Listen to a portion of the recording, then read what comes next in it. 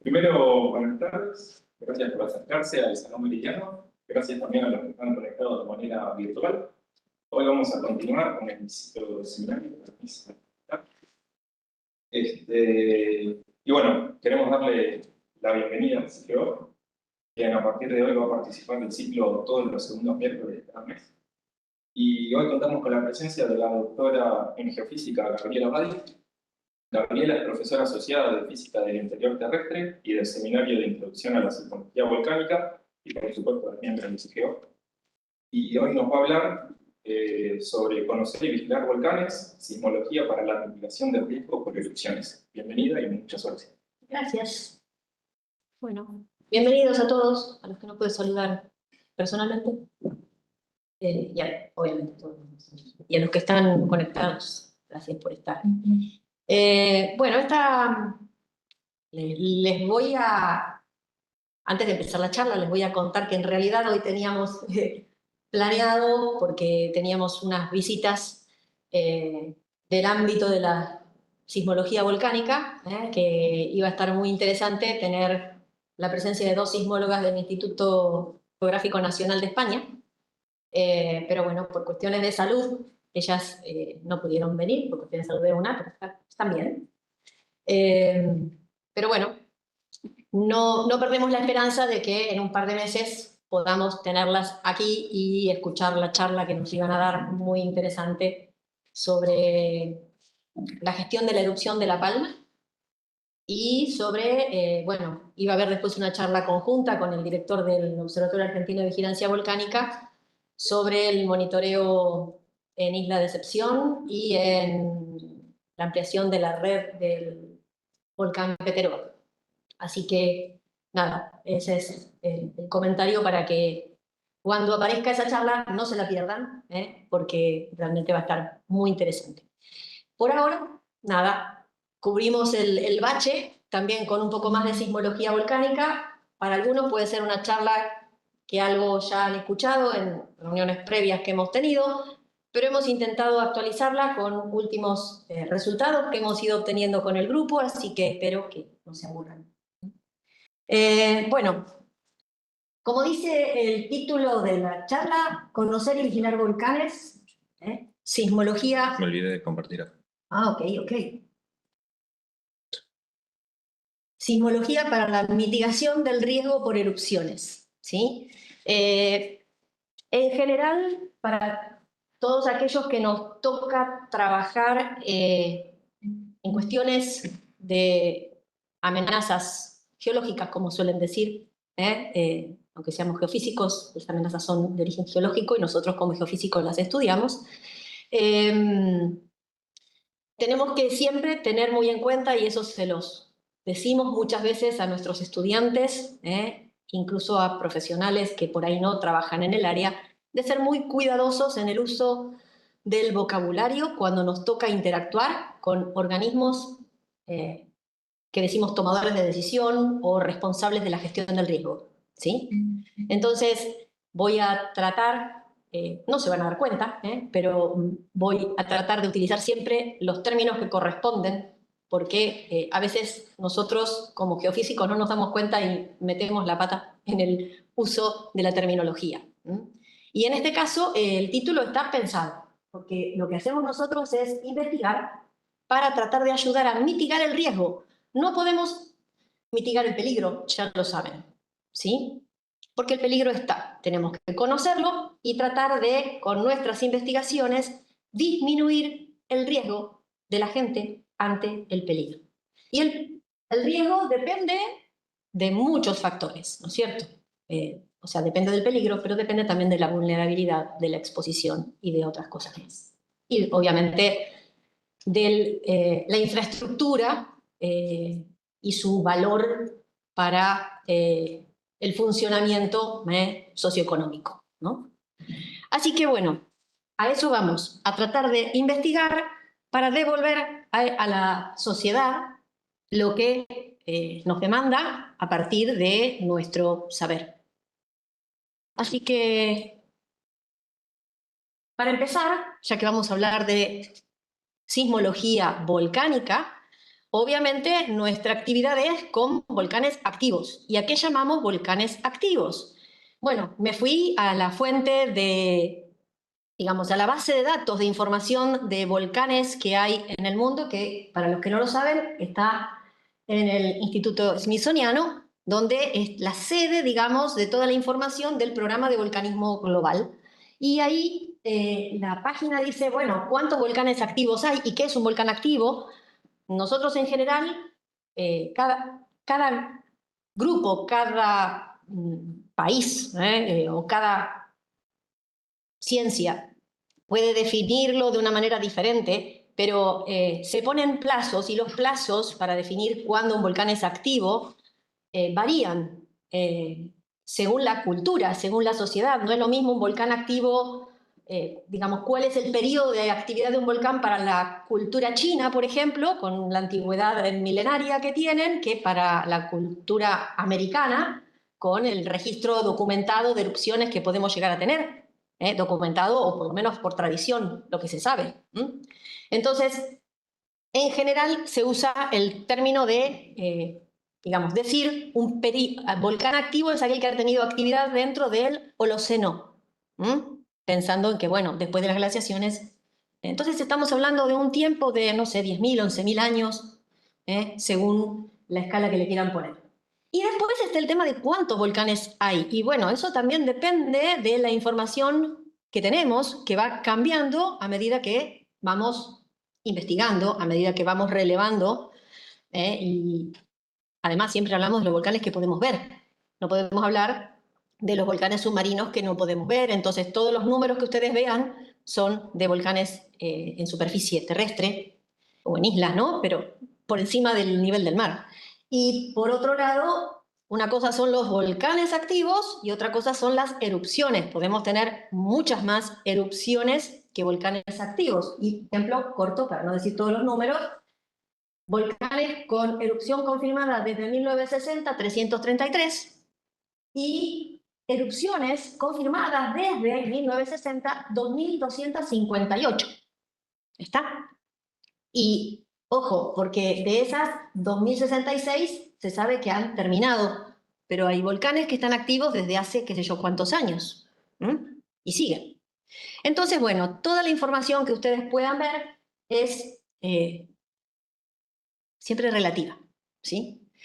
¿Qué pasa en Argentina? Bueno, en Argentina ustedes saben que tenemos un arco volcánico, que es parte del arco andino, y el arco volcánico andino se divide en zonas volcánicas, norte, centro, sur. Nosotros tenemos un pedacito de la zona centro, en el norte de Argentina, después tenemos el gap de la zona de subducción subhorizontal, después tenemos la zona volcánica sur, luego el gap de la dorsal chilena metiéndose debajo de la placa americana.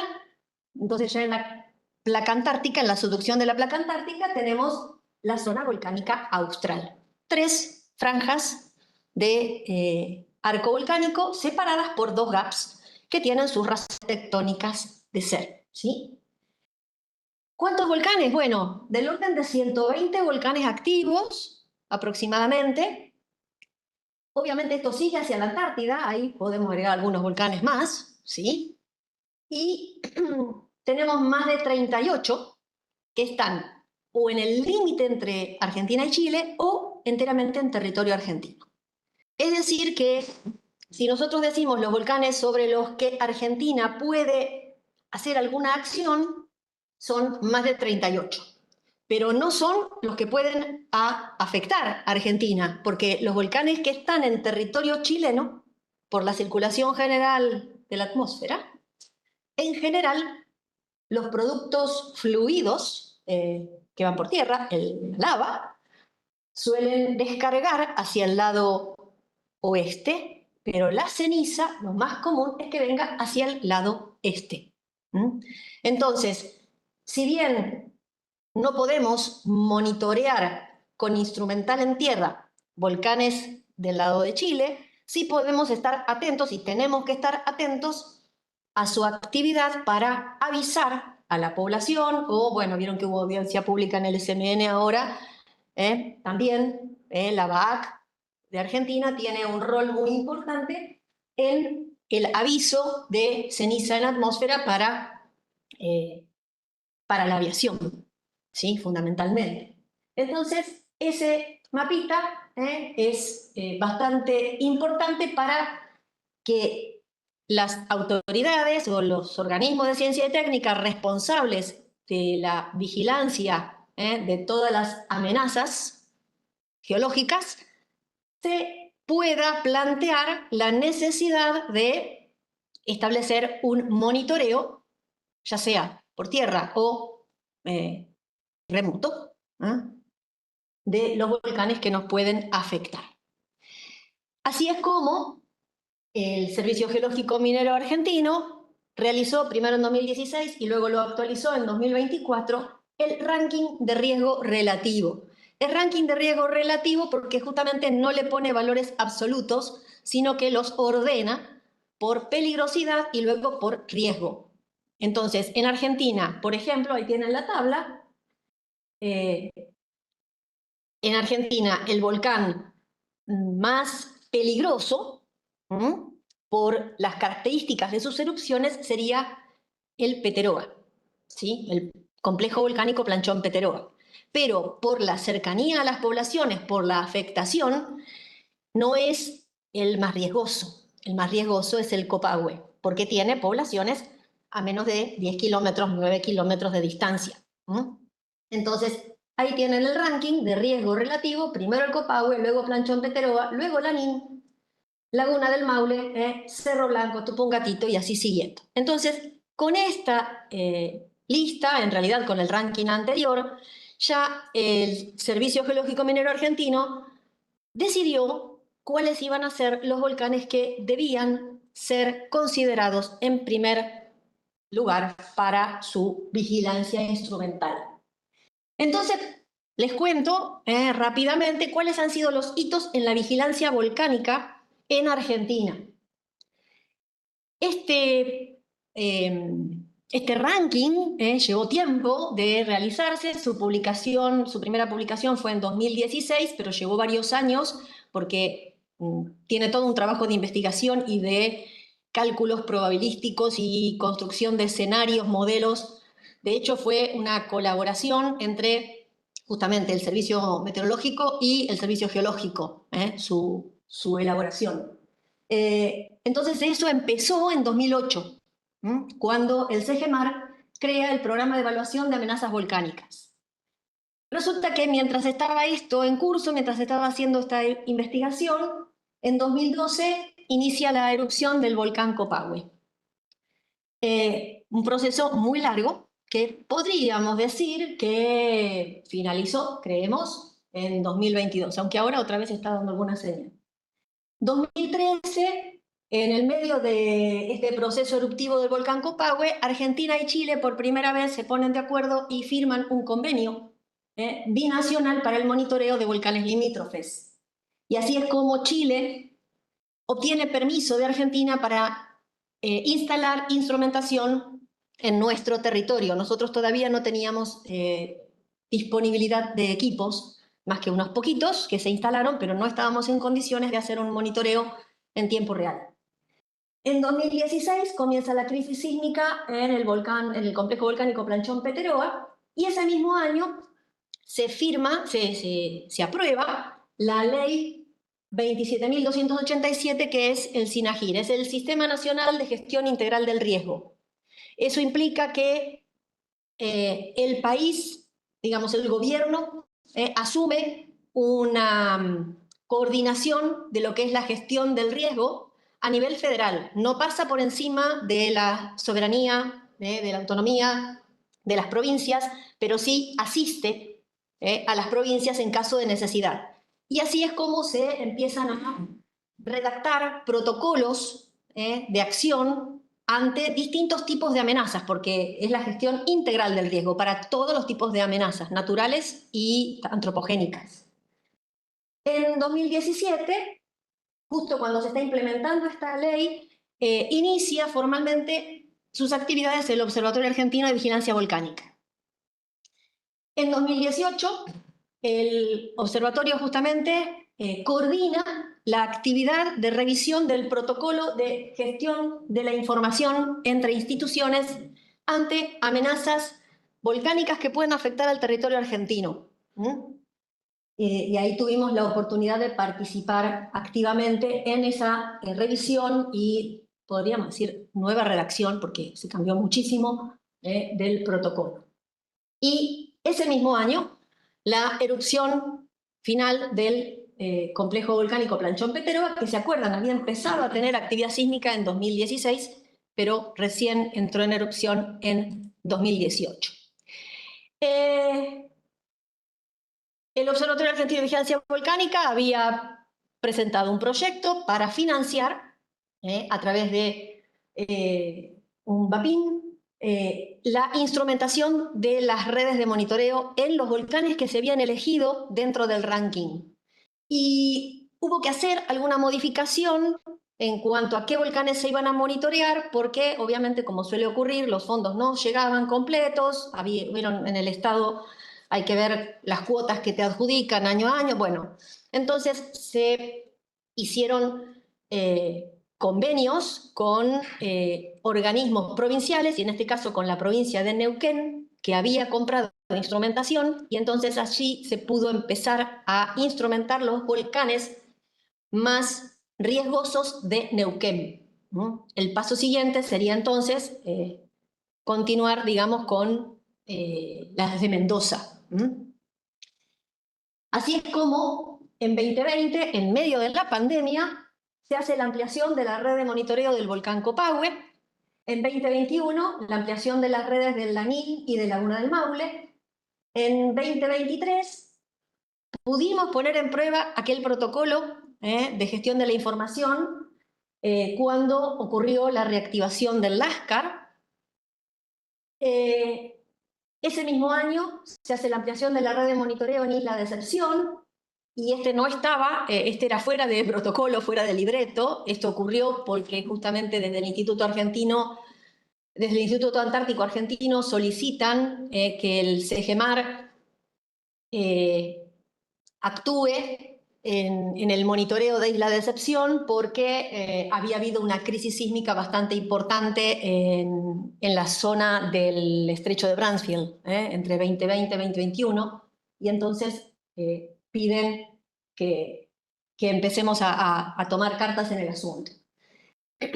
Ese mismo año, a fin de año, se hace la instalación. Esto ya no es ampliación, porque es un volcán totalmente en territorio argentino, entonces el OABB instala la red de monitoreo del complejo volcánico Domullo en la provincia de Neuquén, y en 2024 lo mismo para el volcán Tromen, dos volcanes totalmente en territorio argentino.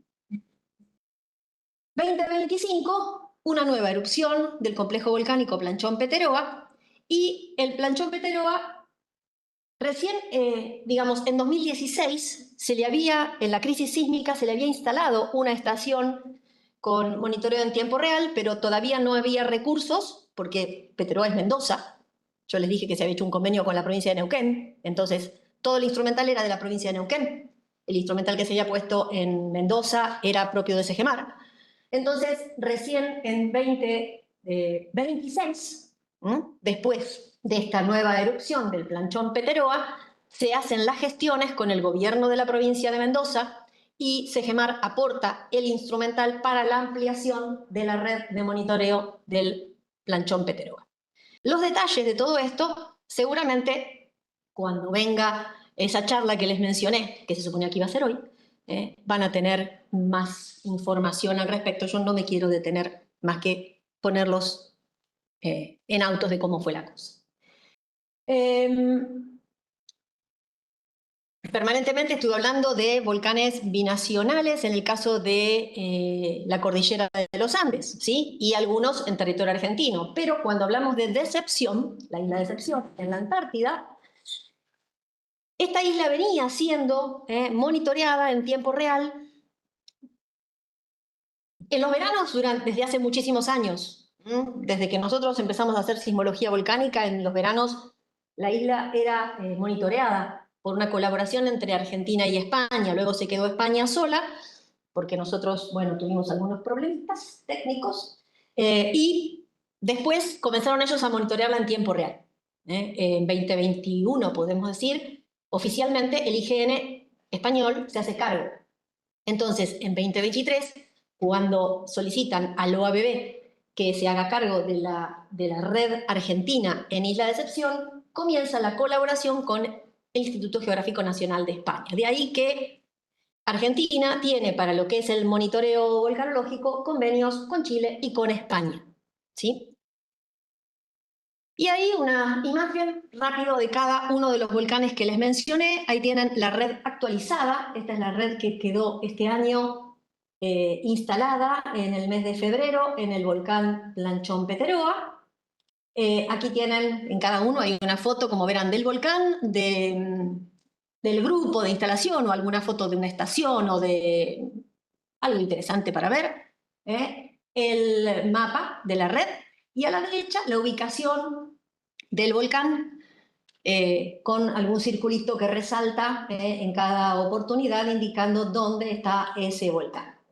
Entonces vimos el Copahue, aquí vemos el Lanín, allí tienen a una geofísica haciendo un pozo, Victoria Craig. Aquí está el grupo de instalación y la red de instalación de ampliación de la red de monitoreo del complejo volcánico Laguna del Maule. Aquí tienen el equipo de instalación y alguna imagen de la red y de la isla de Excepción en Antártida. Aquí tenemos la instalación en el volcán Domullo, donde está la red y justamente el equipo de trabajo. Y aquí el volcán Tromen, con una de sus estaciones, la estación más alta, la estación sismológica más alta en la República Argentina. Es esa que están viendo ahí, ¿sí? Bueno, yo les hablo desde la sismología, pero las estaciones no tienen únicamente sismómetros. Las estaciones de monitoreo suelen tener otros equipos, dependiendo de los recursos que uno tenga, dependiendo también de la información de la actividad que uno tenga previa, de los recursos que uno tenga. Entonces, bueno, hay distintas técnicas que colaboran para lo que es la vigilancia volcánica y abarcan principalmente estas cuatro disciplinas, podríamos decir. La sismología suele ser la que da respuesta más rápida, por la densidad de información y por el tipo de señales que generan los volcanes, suele ser la preferida, digamos, a la hora de determinar estados de actividad, pero se ayuda mucho de lo que es sensores remotos, ya sea imágenes satelitales, deformación, temperatura también, emisión de gases. Ahora muchísima información se puede obtener a partir de sensores remotos. Geodesia, si bien requiere un procesamiento más lento, generalmente uno no tiene un dato día a día de lo que es la información de geodesia, sobre todo a nivel procesamiento, DINSAR o GNSS, lo que fuera, pero ayuda a la interpretación, ¿sí? A la interpretación de todo lo demás. Muchas veces da información que la sismología no termina de justificar por ahí, así que es muy interesante la interacción entre ambas. Y la geoquímica de fluidos, que se basa ya sea en sensores remotos, a través de las emisiones que se pueden observar, o de las mediciones in situ, o emisiones remotas con equipos también en tierra. O sea que hay una, digamos, gran variedad de equipos que se pueden instalar y en particular el OABB con el que nosotros trabajamos tiene una variedad de estos. Hay profesionales de cada una de estas disciplinas. ¿En qué consiste la vigilancia volcánica? Entonces, como dije recién, primero tenemos que adquirir datos, nosotros o a través de lo que puedan ofrecer los servicios, tenemos que procesar esos datos, hay que analizarlos. Una vez que los analizamos, tenemos que evaluar el estado de situación y no tenemos que olvidarnos que la vigilancia termina con la comunicación, ¿sí? Entonces, todos estos pasos son los que implica hacer vigilancia volcánica. Como se imaginarán, nosotros desde la universidad no podemos hacer todo esto de manera sostenida. Por eso es importante que haya organismos responsables con la adecuada, digamos, el adecuado sostenimiento para que esto sea eficiente en el tiempo. Hablando de sismología volcánica, volvemos a nuestro tema, ¿qué es lo que se hace concretamente dentro del OABB diariamente para poder vigilar los volcanes en el área de sismología? Fundamentalmente es el análisis de las señales sismológicas que llegan de los distintos volcanes para hacer la identificación de eventos, la caracterización de los mismos, con su localización, con su dimensionamiento, la interpretación de esos resultados a la luz de la actividad conocida, a la luz de otros parámetros, ver su evolución y también, como somos pocos, muchas veces implica la ida al campo a hacer mantenimiento, instalación, pero eso no se hace todos los días, eso se hace generalmente cuando el clima lo permite. ¿Y la investigación dónde cae? Bueno, para poder decidir bien cómo se diseña una red instrumental, uno tiene que saber qué es lo que puede registrar y cómo luego lo va a analizar. O sea que muchas veces las redes instrumentales están diseñadas sobre la base de los procesamientos de las técnicas que después nosotros queremos aplicar. El diseño de las herramientas de procesamiento también requiere de investigación, su configuración, el desarrollo de nuevas metodologías. El análisis de los resultados tiene una parte física, geológica y física fundamental, donde la investigación juega un rol importante. La evaluación de los resultados de las distintas disciplinas en conjunto necesita que podamos interactuar para después llegar a una conclusión que luego las autoridades hagan la comunicación. Entonces nosotros no hacemos comunicación. Sí, nosotros también hacemos comunicación, pero desde un rol de información, ya sea académica o en entrevistas o lo que fuera, pero lo que se ha logrado en Argentina finalmente, después de muchos años, con la creación del OABB, es que disminuya, digamos, la desinformación dada por múltiples voces diciendo cada uno lo que le parecía. ¿Está? No se elimina nunca del todo, ya lo sabemos, pero realmente en los últimos años se ha logrado, por suerte, llegar a acuerdos. Gracias a esto, a este protocolo de gestión de la información, gracias a que hay un organismo que, digamos, cubre un rol más protagonista en lo que es el monitoreo, entonces realmente yo siento que la gente está mejor informada, ¿sí? Y no los confundimos. Entonces, es importante que cada uno sepa el rol que debe cubrir.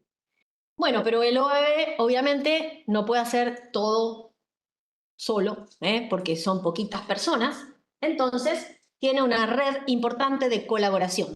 Todos estos que ven aquí, universidades nacionales, organismos nacionales de ciencia y técnica, gobiernos provinciales, universidades extranjeras y organismos de ciencia y técnica extranjeros. O sea que tenemos entidades académicas y gubernamentales, ya sean administrativos o de ciencia y técnica, colaborando con el Observatorio Argentino de Vigilancia Volcánica. Y nosotros tenemos nuestro rol bastante importante, porque de hecho hemos estado ahí desde antes de que naciera.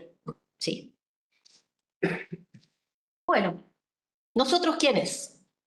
El grupo de sismología volcánica de la facultad, ¿sí? Que pertenece al SIGIOF y que lo que hace es investigar justamente para la mitigación del riesgo volcánico. ¿Qué es lo que hacemos? Fundamentalmente desarrollo de recursos humanos, porque estamos en una universidad. Implementamos, desarrollamos metodologías, justamente a través de la formación de recursos humanos, para mejorar el conocimiento y a su vez colaborar con los organismos de ciencia y técnica, en eso con el OABB y con otros más, para lograr alertas efectivas en nuestros volcanes o en todos aquellos en los cuales trabajamos por colaboración. Entonces les hago rápido, para no aburrirlos, un poco de historia. Nosotros empezamos, como les dije, mucho antes de que existiera el OABB. En 1994 ya estábamos en Isla Decepción trabajando. Luego empezamos a trabajar en el volcán Copahue en 2004. En 2010, por colaboración con el Instituto Geofísico de la Escuela Politécnica Nacional de Ecuador, empezamos a trabajar en el Cotopaxi, luego en el Cuicocha y luego en Galápagos. En 2012, antes de que el Peteroa entrara en esa crisis sísmica, había tenido una erupción en 2010-2011. Y por eso un grupo de investigadores nacionales y extranjeros empezaron a hacer unos trabajos en la zona de Malargüe y nos invitaron a nosotros a participar en el análisis de los datos que ellos iban a obtener con otros fines, pero pensaron que nos podía servir. Y ahí empezamos a trabajar en 2012 en Peteroa. Luego en 2016, como les dije, empezamos a colaborar con el OABB en su gestación. Y luego, últimas adquisiciones, en 2024, a través de otras colaboraciones, entramos a trabajar en el volcán Yaima. Y en 2026 nos pidieron colaborar en una investigación en el Uturuncu, en Bolivia. Y también en 2026 entramos a colaborar con la gente del Instituto Geofísico Volcanológico de Italia en el Etna. Y el Villarrica lo tenemos ahí, ¿eh? Nos lo pidieron, pero aparentemente se retrasó la persona de Chile que tiene que trabajar en eso y también nosotros. Pero creo que no se cerró esa puerta todavía, ¿no? Bien. Así que el Villarrica sigue ahí con los puntos suspensivos. ¿Cuáles son nuestras líneas de investigación? Bueno, les voy a ir contando, no es en orden de aparición, están más o menos en orden como para que vean cómo pensamos nosotros la señal y cómo le sacamos el jugo a la señal sismológica, ¿sí? Entonces, empezando por la detección. O sea, una vez que la señal sismológica está adquirida, necesitamos identificar qué es lo que estamos viendo. Hay formas, obviamente, manuales, como hacíamos cuando recién empezamos a trabajar con Laura en sismología. Podemos ir mirándolas, pero no podemos estar mirando, aunque hay gente que lo hace, pero es un trabajo muy tedioso. Tenemos gente en el UABB que mira todos los días las señales, pero siempre están ayudados con herramientas automáticas en algunas partes. Y las herramientas automáticas justamente hay que entrenarlas, hay que prepararlas, porque no aprenden solas. Entonces tenemos un trabajo ya publicado hace tiempo sobre implementación y evaluación de herramientas de Machine Learning para la detección y picado automático en volcanes andinos. Luego, técnicas más nuevas, aplicadas recientemente, con redes neuronales profundas, FaceNet y otras cosas más, a través de la colaboración con el GFZ de Alemania. Andrés se encuentra haciendo su tesis doctoral en justamente el análisis de la sismicidad, para luego les voy a mostrar cómo continúa el trabajo, pero necesitaba primero hacer todo el catálogo sísmico completo de, en este caso, el volcán Copahue. Surge en esa sismicidad una crisis, en esa sismicidad analizada, en ese catálogo, una crisis que decidimos estudiar en más detalle y entonces hay un trabajo de caracterización de una sísmica específica con la identificación de clústeres, espacios temporales y familias de eventos, y luego el modelado de la evolución de este clúster en particular con una difusión de fuentes, que bueno, es un trabajo que está en curso. Una vez que tenemos los eventos, ya sea localizados automáticamente, como los que acaban de ver en el catálogo anterior, o manualmente con el trabajo diario que se hace en el OABB, esa localización se puede optimizar. Se puede mejorar el análisis de su incertidumbre y para eso hay técnicas de localización no lineales, como las que está aplicando Olivar, que es un postdoc, y la prueba también de estas técnicas con diferentes modelos de velocidad estimados para el volcán en particular, en este caso aplicado al complejo volcánico Laguna del Maule. Es interesante, una vez que uno mejora esas localizaciones, después hacer el análisis relacionado, el análisis de las fuentes relacionado a las estructuras que le dieron origen, ¿sí? Entonces ahí entra mucho la intervención, la interpretación de los geólogos. Una vez que tenemos las fuentes localizadas, queremos conocer cómo son esas fuentes. Y entonces viene el análisis de los mecanismos focales, las famosas pelotitas playeras, que se pueden hacer por métodos tradicionales o inclusive probabilísticos, como este. Es un método que mezcla lo tradicional con lo probabilístico, el hash, que bueno, analiza también la incertidumbre de la solución a través digamos, del ajuste de los planos de falla con, ¿se acuerdan? Los primeros arribos, la polaridad de los primeros arribos. Otro trabajo de Olivar. Y siguiendo, este sería el fin último del plan de Andrés, con aquel catálogo que vimos en Copahue, la clusterización, la identificación de familias, eventos maestros, elegir los eventos que representan a toda esa sismicidad y calcular el tensor momento completo, con inversión de forma de onda. Tensor momento completo, si se acuerdan, para todos los que alguna vez hicieron sismología, el tensor momento completo tiene la parte isótropa, la parte doble cupla y el vector dipolo lineal compensado. Son tres componentes, cada una nos está hablando de una parte física de este mecanismo de fuente. Y ahí terminamos por ahora el análisis de eventos. Después vamos a seguir analizando eventos con otros objetivos. Pasamos ahora al análisis de la señal continua, porque en los volcanes el trémor continuo también nos da información muy importante. Y entonces empezamos a buscar en ese trémor generado por la dinámica de fluidos en el volcán, a ver qué parámetros son los que mejor lo caracterizan, qué parámetros son los que nos pueden indicar cambios en el estado de actividad. Y allí es cuando empezamos a hacer no solamente el análisis, la búsqueda de los parámetros más adecuados, sino también su relación con fenómenos superficiales. Y allí algunas publicaciones realizadas, bueno, Carvajal y otros, o Martínez y otros en preparación, donde justamente exploramos las bondades de distintos parámetros calculados sobre la señal sismológica y su relación con fenómenos superficiales.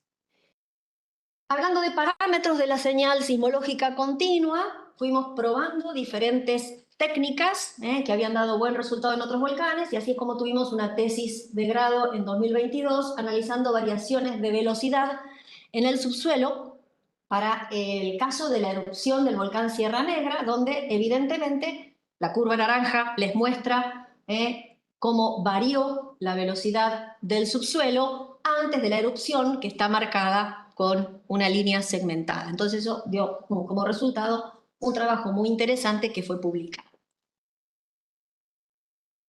Un trabajo que está en curso, por eso les decía, el orden va por, digamos, por concepto, más que por orden cronológico. Un trabajo que está en curso es el de Chiara con su tesis de grado, donde está analizando a ver si la elipticidad, o sea, el estudio del grado de polarización de la señal del trémor, también nos puede servir para identificar cambios en las propiedades elásticas o estructurales del subsuelo, ¿sí? Y allí tenemos entonces algunos resultados. Nuevamente, lo probamos con Sierra Negra, que era una erupción conocida, y evidentemente allá tenemos una curva que cuando comienza la erupción tiene un cambio drástico, ¿sí? Entonces estamos viendo de qué manera esto nos puede servir, bajo qué condiciones esto nos puede servir para hacer monitoreo, ¿sí? Siguiendo con eso, hay otro trabajo que ya está publicado, donde es un análisis multiparamétrico de la señal sismológica continua, utilizando también variaciones de velocidad, utilizando la amplitud promedio en ventanas móviles y calculando también la frecuencia natural del subsuelo. Entonces, en un análisis multiparamétrico, Casas y otros pudieron ver que en el caso del volcán Copahue, si bien se veía un efecto estacional bastante importante por la carga y descarga de la laguna cratérica que tiene el volcán, no era solamente un efecto estacional, sino que además había una tendencia interna en el comportamiento de estos parámetros que había ido disminuyendo su rol, digamos, su importancia desde que tenemos registro en el volcán. Antes de eso no podemos decir nada, pero como el registro en el volcán comienza en 2018 y en 2010 había sido el evento del Maule, que después del 2010 varios volcanes empezaron a entrar en actividad, y recuerden que Copahue empezó en 2012, no podemos descartar que haya habido algún movimiento estructural importante que hubiera afectado a los reservorios que alimentan al Copahue. Entonces, nada, este trabajo es muy interesante donde se observan esos dos cambios, un cambio cíclico y un cambio, una tendencia en el tiempo a largo plazo. Y hablando de eso, bueno, está bueno cuando nosotros los vemos. Vieron que recién había en las curvas marcados tendencias, comportamientos, pero tengo que yo estar cada vez mirando las curvas para ver si me voy a dar cuenta cuando sube, cuando baja, cuando cambia, cómo. Porque cada volcán hace cosas diferentes. Entonces, ese es mi laburito, que estoy tratando de diagnosticar qué parámetros son los mejores para identificar las transiciones de estado en los volcanes y alimentar con ese diagnóstico estadístico y con Machine Learning, alimentar modelos para la detección automática de cambios de estado. Hay trabajos hechos, no es el primero, pero hasta ahora ninguno de esos trabajos se ha podido aplicar en muchos volcanes, ni ha dado resultados del todo. Entonces, nada, estamos probándolo con nuestros volcanes, que son bastante particulares y que ya sabemos que otros no han podido encontrar solución. Entonces, nada, buscaremos a ver si tenemos algunas marcas que vienen siendo interesantes. Este caso es analicé la erupción del 2025 del Planchón Peteroa, ¿sí? Entonces, con todo ese entrenamiento, la separabilidad, los cambios, las correlaciones y todo lo demás, conseguí hacer algunas marcas en el cambio de reposo a preeruptivo y el cambio de eruptivo a reposo. Lamentablemente todavía el Peteroa no nos da una señal importante en el momento del cambio preeruptivo a eruptivo, ¿sí? Pero no pierdo mis esperanzas, sigo. Y ahora, monitoreo, se acabó el monitoreo por ahora, Lo que les voy a mostrar son las líneas de investigación que lo que estudian es el subsuelo. ¿Qué información nos dan las señales sismológicas sobre lo que hay abajo del volcán? Y entonces, primer análisis, primera línea, la de atenuación sísmica. Celeste se dedica a hacer determinación de factores de calidad, Q, para ondas CODA, y también el modelado del Q intrínseco y el Q de scattering en las ondas sísmicas de eventos volcanotectónicos. O sea, selecciona solamente los eventos volcanotectónicos, que son fractura frágil, rotura de rocas, para determinar los factores de calidad, tanto como valores medio por como una regionalización usando kernels, de acuerdo a los modelos de cómo las ondas CODA se generan, cómo ocurre la dispersión de las ondas dentro del sismograma. Entonces utiliza kernels para asignar valores de Q en planta y obtener esos mapas que ven ahí. En este caso, para el volcán Copahue, y utilizando la misma base de datos que viene utilizando Andrés, el catálogo que generó Andrés. Como ven, hay mucha interacción entre todos los integrantes del equipo.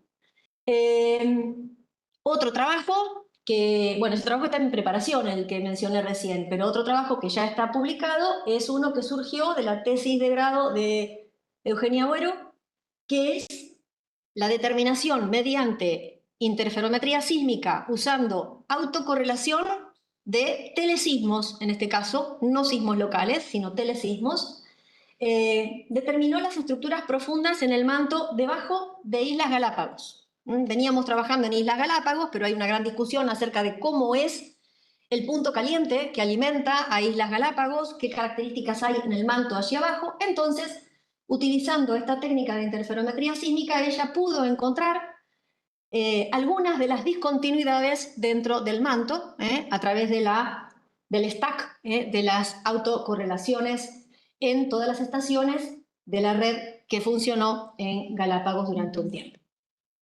Y otro trabajo que está ahí a punto de salir del horno, que le robé unas cuantas figuras, con permiso, es el de tomografía sísmica que les comentaba en el volcán Yaima, en Chile. Hemos obtenido unos resultados muy bonitos. En este caso es tomografía sísmica de ruido ambiental, con interferometría de ruido ambiental, donde hemos podido ubicar los reservorios profundos y someros del volcán Yaima, que tenía hechas algunas tomografías, pero no con muy buena precisión. Así que la verdad estamos muy contentos con esto y está a punto de salir de acá, no es que falta.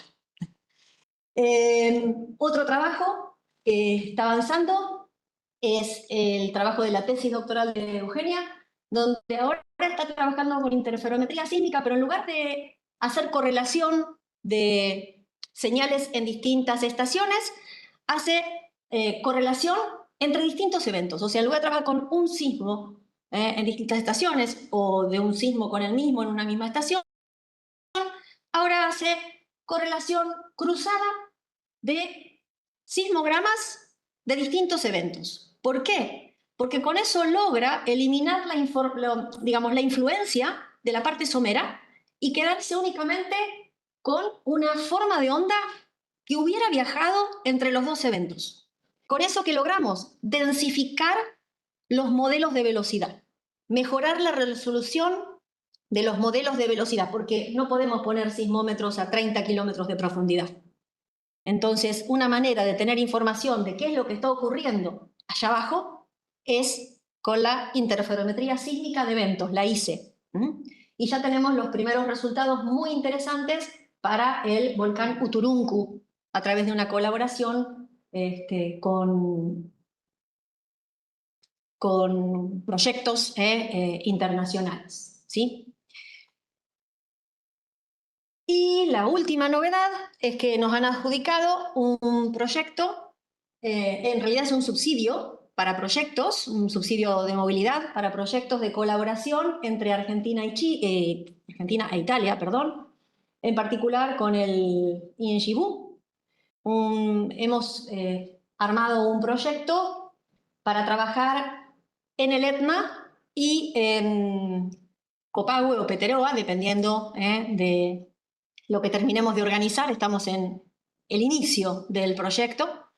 La idea es nosotros brindarles todo lo que tenemos de interferometría sísmica para aplicar en el Etna, y ellos nos van a brindar todo su conocimiento e incluso están trayendo instrumental también para que empecemos a implementar infrasonido. Por eso necesitamos volcanes que hagan explosiones. Pero bueno, la idea es que vamos a tener la capacidad, las herramientas, y ellos además con Machine Learning lo que hacen es modelar a través del infrasonido columna eruptiva. Tasa de emisión, altura de columna. Cuando uno no la puede ver, porque las condiciones meteorológicas no son las adecuadas, la verdad que muchas veces la sismología mezclada con el infrasonido, con la sismoacústica, pueden suplir a nuestros ojos. Así que nada, tenemos algunas misiones planeadas que esperamos se puedan concretar entre este año y el año que viene, donde haremos justamente el intercambio de todo el conocimiento. Y este es el equipo completo con el que estamos trabajando y todas nuestras colaboraciones y los proyectos que nos sostienen. Muchas gracias.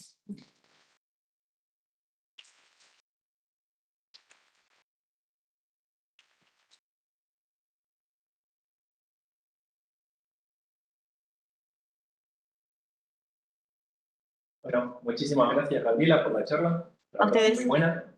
Y ahora es el momento para las preguntas. Así que el que quiera hacer una, le acerco el micrófono, así los que están conectados de manera que todos nos escuchen mejor. Yo. Bueno. Bueno, tenía la charla. Felicito por todo el laburo que haces.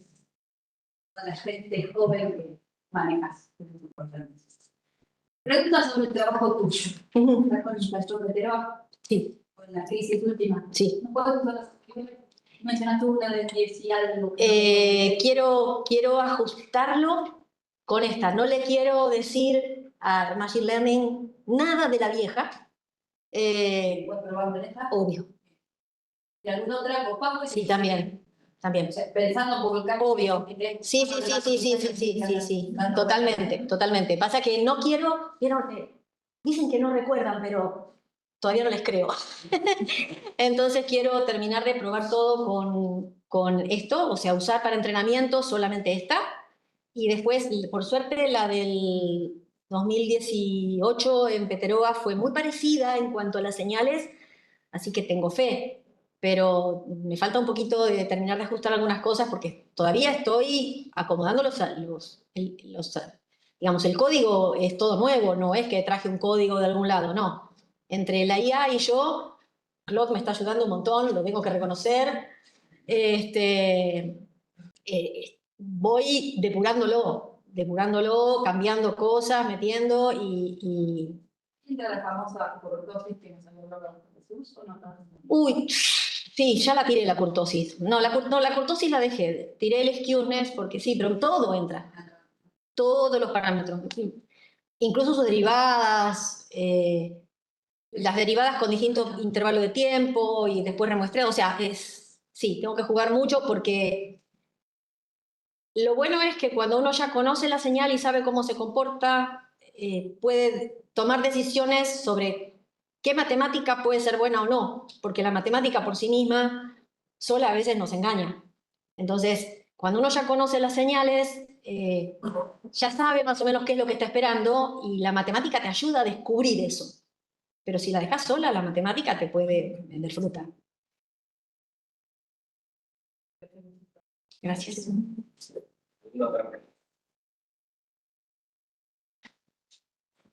Bueno, felicitarte. Gracias. Es además la primera del ciclo, así que es. Oh. ¡Qué presión! Menos mal que ya la vi. Y es contento. Llegamos a hablar de ciencia. Bueno, pero concretamente mi pregunta era sobre. Hablaste de varios.